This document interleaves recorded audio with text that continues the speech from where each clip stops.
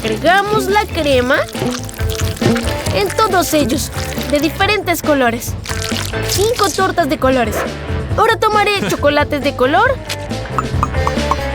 y los pondré sobre los pasteles. Usaremos el secador para derretir el chocolate. Está empezando a funcionar. ¡Excelente! Y ahora ponemos unas caras a cada uno de nuestros emojis. Estos son mis favoritos.